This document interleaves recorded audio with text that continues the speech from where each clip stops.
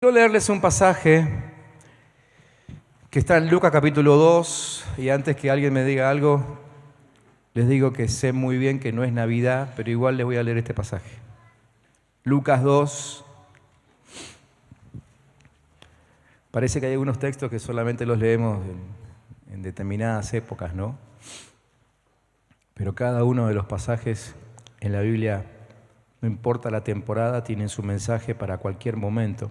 Lucas 2, 21 en adelante, dice que cuando se cumplieron los 8 días y fueron a circuncidarlo, y está hablando de Jesús, lo llamaron así, lo llamaron Jesús, nombre que el ángel le había puesto antes de que fuera concebido. Asimismo, cuando se cumplió el tiempo en que, según la ley de Moisés, ellos debían purificarse, José y María llevaron al niño a Jerusalén para presentarlo al Señor. Así cumplieron con lo que en la ley del Señor está escrito, que todo varón primogénito deberá ser consagrado al Señor. También ofrecieron un sacrificio conforme a lo que la ley del Señor dice, un par de tórtolas o 2 pichones de paloma. Ahora bien, en Jerusalén había un hombre llamado Simeón que era justo y devoto y aguardaba con esperanza la redención de Israel. El Espíritu Santo estaba con él y le había revelado que no moriría sin antes ver al Cristo del Señor. Movido por el Espíritu, fue al templo. Cuando al niño Jesús lo llevaron sus padres para cumplir con la costumbre establecida por la ley, Simeón lo tomó en sus brazos y bendijo a Dios. Y dijo: según tu palabra, soberano Señor, ya puedes despedir a tu siervo en paz, porque han visto mis ojos tu salvación, que has preparado a la vista de todos los pueblos, luz que ilumina a las naciones y gloria de tu pueblo Israel. El padre y la madre del niño se quedaron maravillados por lo que se decía de él. Simeón les dio su bendición y le dijo a María, la madre de Jesús: este niño está destinado a causar la caída y el levantamiento de muchos en Israel y a crear mucha oposición, a fin de que se manifiesten las intenciones de muchos corazones. En cuanto a ti, una espada te atravesará el alma. Había también una profetisa, Ana, hija de Penuel, de la tribu de Aser. Era muy anciana, casada de joven, había vivido con su esposo 7 años y luego permaneció viuda hasta la edad de 84. Nunca salía del templo, sino que de día y noche adoraba a Dios con ayunos y oraciones. Llegando en ese mismo momento, Ana dio gracias a Dios y comenzó a hablar del niño a todos los que esperaban la redención de Jerusalén. Elegí este texto porque es un texto que habla acerca de declarar cosas del futuro. Podría haber elegido otro, pero bueno, fue el primero que se me vino a la mente, ¿no? Estas dos personas, Simeón y Ana, como dice el texto, eran personas que amaban a Dios. La única diferencia entre ellos era que una vivía en el templo y Simeón no aparecía nunca, pero había hecho un pacto con Dios y había dicho: el día que mandes al Mesías, yo quiero estar ahí. Y ese día estuvo. Y ambos hicieron algo que nos enseñan a nosotros a orar. Ellos profetizaron sobre la vida de Jesús y hasta inclusive sobre la vida de sus padres, ¿sí? Y quise que hoy pensemos en esto antes de dedicarnos a orar, porque como les dije al principio, no vamos a orar porque sí, y no venimos aquí para cumplir con alguna costumbre y mucho menos con un ritual, sino que realmente queremos que las cosas que necesitamos se cumplan, ¿sí? Por eso empezamos entendiendo a quién le vamos a orar, pero también cómo tenemos que orar, ¿sí? Y es muy distinto cuando nosotros oramos proféticamente, y hoy quiero tomar 2 minutos para explicar eso. Orar sabiendo lo que Dios quiere en su corazón y soltar lo que Dios tiene en su corazón sobre la gente por la cual vamos a pedir, ¿sí? Hay muchos ejemplos, como les dije, en la Biblia. Uno de esos ejemplos es Samuel, el profeta Samuel. En un momento, en el capítulo 12 del primer libro que lleva su nombre, él decía: que el Señor me libre de pecar contra Él dejando de orar por ustedes. Él sabía bien que no se podía dejar de orar por aquellos a quienes Dios ama.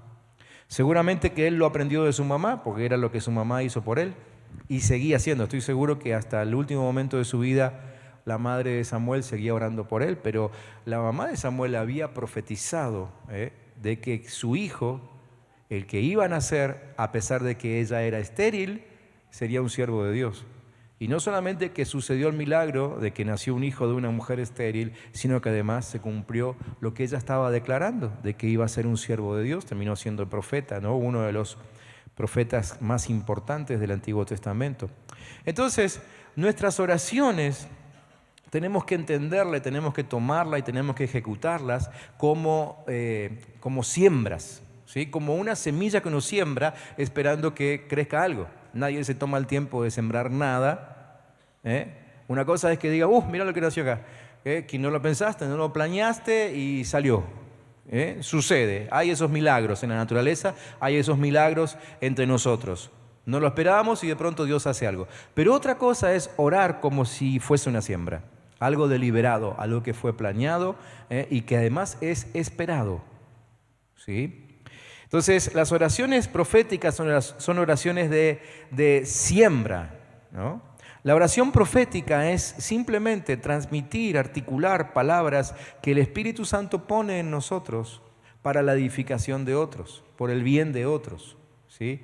La oración profética es hablar lo que entendemos que está en el corazón de Dios, ¿sí? La oración profética es Dios hablando al hombre a través del hombre, ¿no? ¿Sí?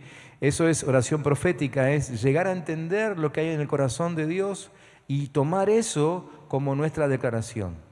Y eso es lo que vamos a hacer esta noche aquí. Ese tipo de oración quizás es la oración más pura que una persona puede hacer. ¿Por qué digo más pura? Porque ustedes se deben haber dado cuenta que muchas veces piden mucho para ustedes, ¿no? ¿A ustedes les pasa? ¿Sí o no? Nadie me levanta la mano, pues hácenlo, Pero yo sé que nos pasa a todos y que lo primero que hacemos es pedir por nosotros mismos, o lo que más hacemos es pedir por nosotros mismos. Entonces, la oración profética es la más pura. ¿Por qué? Porque no oramos lo que se nos ocurre a nosotros, sino que oramos lo que sabemos que está en el corazón de Dios. ¿Sí? Y además de ser la oración más pura, es la mejor que podemos hacer. Es además la oración más segura. ¿Por qué? Porque es la que con más rapidez Dios va a contestar, porque Él no tiene ni que pensar sobre eso, ya estuvo en su corazón. Él ya lo viene planeando y lo que Él viene planeando ya lo está preparando, simplemente es cuestión de tiempo para que suceda. Entonces, Dios contesta inmediatamente. La oración profética nos hace sensibles, ¿sí? Para ver el futuro de aquellas personas a las que amamos y por las cuales oramos.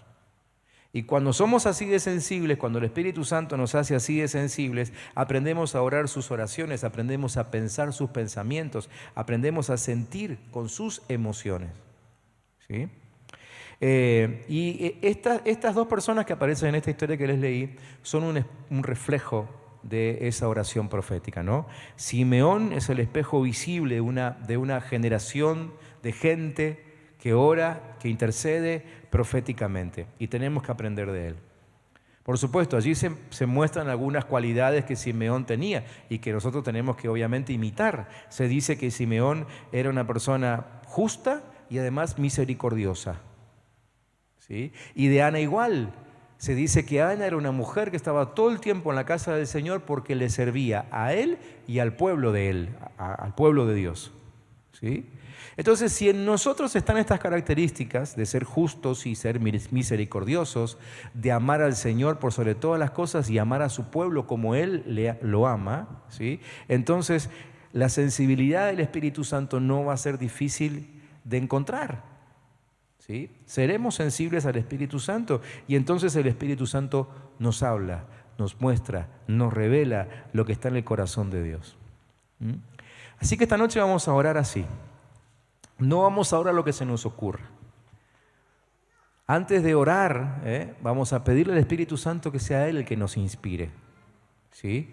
Y además, la forma más segura de orar y saber que realmente es una oración inspirada por el Espíritu Santo es agarrar la Biblia, tomar un texto bíblico, entender lo que Dios dice acerca de otros y orar lo que está escrito ahí. Imposible equivocarse. Cuando oramos lo que está escrito en la Biblia, no nos podemos equivocar.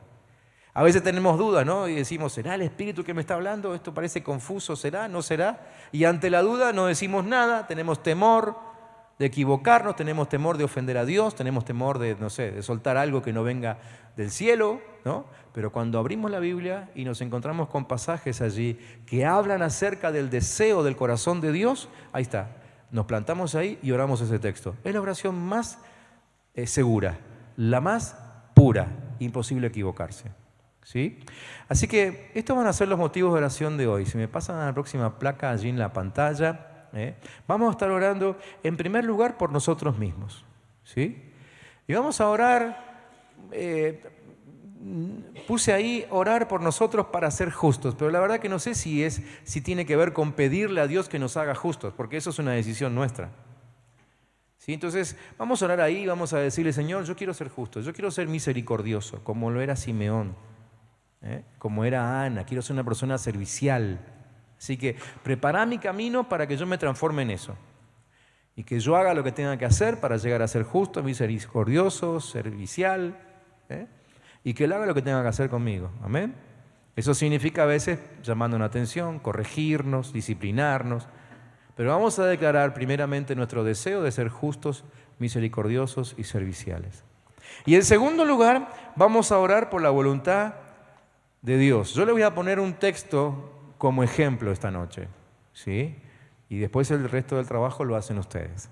Lo pueden hacer hoy, lo pueden hacer cada día cuando estén orando en su casa. Les traje un texto como ejemplo, que es el de 1 de Timoteo capítulo 2, ¿sí? Ahí Pablo le escribe a su discípulo y le dice lo siguiente: ante todo, exhorto a que se hagan rogativas, oraciones, peticiones y acciones de gracias por todos los hombres, por los reyes y por todos los que ocupan altos puestos, para que vivamos con tranquilidad y reposo y en toda piedad y honestidad. Porque esto, escuchen, y aquí viene el deseo del corazón de Dios sobre el cual nos vamos a posicionar para orar. Porque esto es bueno y agradable delante de Dios nuestro Salvador, el cual quiere que todos los hombres sean salvos y lleguen a conocer la verdad. Ahí tenemos un deseo de Dios, que todos sean salvos. Así que si a ustedes alguna vez le agarró la duda porque tienen ahí algún vecino maleducado, terco, duro, ¿sí? O se les cruza por la cabeza el nombre de algún gobernante de turno, lo que sea, y dicen, es imposible que Dios lo ame. Bueno, lean este texto y aquí dice que Dios quiere que todos se arrepientan y que todos sean salvos. Entonces vamos a orar así. Y les puse inclusive ahí que vamos a orar con este texto, pero con nombre y apellido.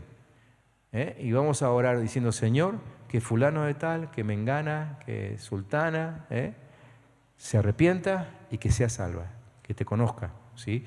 Y decimos, Señor, dice tu palabra que vos querés que todos se arrepientan. Oramos para que se arrepienta. Oramos para que le caiga la ficha y tenga fe en Jesucristo.